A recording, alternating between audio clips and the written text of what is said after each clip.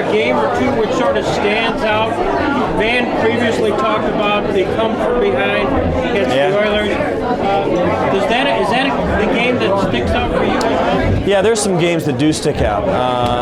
There's some games that are very memorable, but there's also moments, and for players, and I think for Van too, he called so many of those games. I think he remembers them maybe better than anybody else does. I think for the players, particularly me and some of the guys I played with, we remember the guys on the team, the relationships we made, and there were moments that are certainly memorable. That a certain kick going through, and Scott Norwood's miss in Super Bowl 25, and everybody has memories that they wish they could take back, but there's so many more memories that you wish you could play again and again. And I think to try and pick one of them out, there's a lot of memorable ones. I do have a couple memories. Super Bowl 25, the pregame of Super Bowl 25, when the country was at war. The Giants were blue with white and red trim, and we were white with red and blue trim. And it was very patriotic and very moving. The national anthem was released as a radio single. It was such a great rendition by Whitney Houston. The flyover by the Jets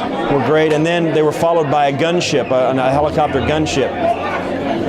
And I think that was as moving as anything I ever went through. Did you find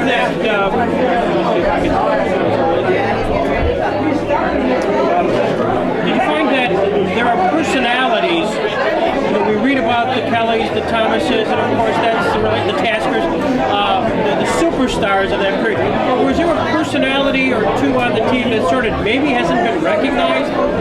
Well, I think some of the things that get noticed, the guy who I think was really so I guess he was more of a policeman on the team, was a guy like Darryl Talley, who was the only guy who had the ability to tell any one of the superstars on our team, from Thurman and Jim and Bruce all the way down to guys like me and role players on special teams. Darryl was a no-nonsense guy, and he would not put up with anything. And when Darryl put his foot down, it happened. I mean, it was what Darryl said went. And I think he never got enough credit for that, for keeping, he was as much a part of keeping that team in line and focused as Marv was. And I think that's why Marv was successful, because he fostered guys like that on his roster and kept them around. And I think guys like Darryl, I think a lot of times get overlooked.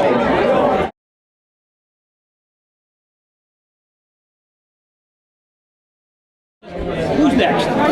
Well, I think Thurman will probably be next. I think Thurman Thomas will go in. I think he's a slam dunk. He's one of the guys, he's the only guy at that time who had led the league in yardage for 4 straight years. I mean, Jim Brown didn't do it.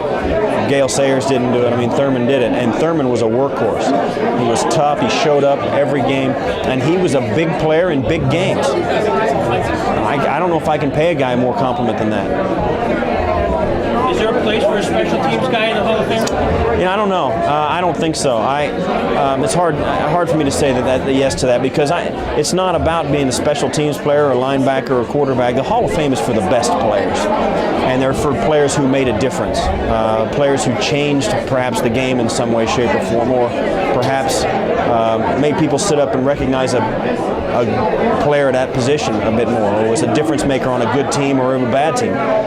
So I don't think that the Hall of Fame is about getting a guy at every position in. It's about getting the best players at any position in. I think you've just described yourself as a person who's, as a player, has made a difference on a team. You sort of symbolized, call it a position, but you made differences, and probably one of the first guys to be recognized nationally for that effect.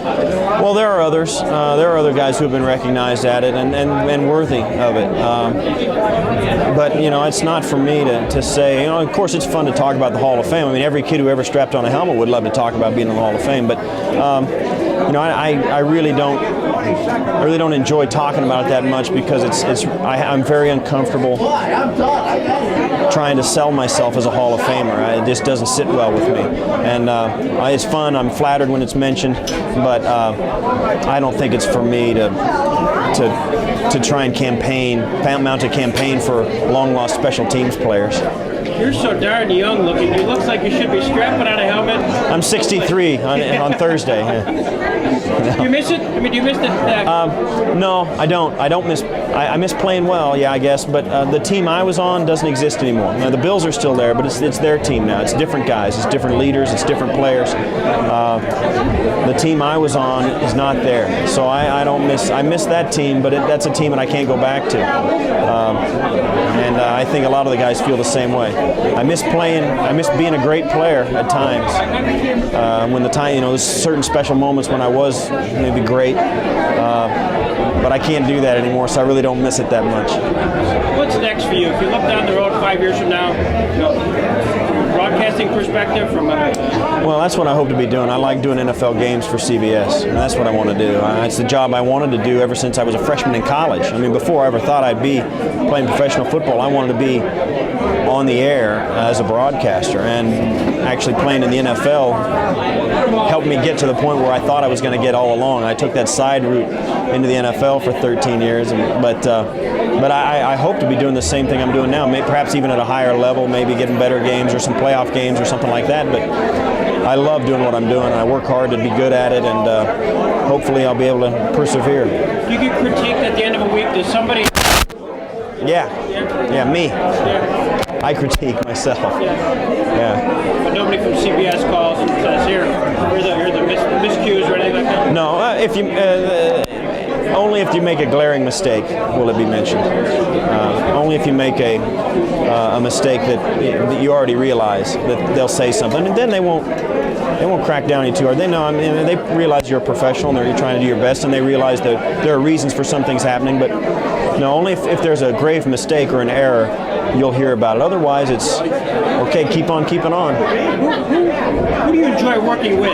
Well, I like the guy I'm working with now is Don Criqui, who is a legend in broadcasting. I mean, he's been doing NFL games since the '60s, and we'll go out at an NFL city. We'll go out to dinner together or something, and people won't recognize his face, but they'll recognize Don's voice, and I get a kick out of it. I've really learned a lot from him.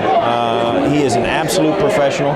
He's got a great sense of humor, and we've been together now. If we're together this year, it'll be 6 years together. So it's been a lot of fun. I've enjoyed working with him a lot. Anything new on Pat Summerall? No, I don't know. I haven't heard. You've been terrific. Thanks. Thank you. Enjoy the day. All right. Russ?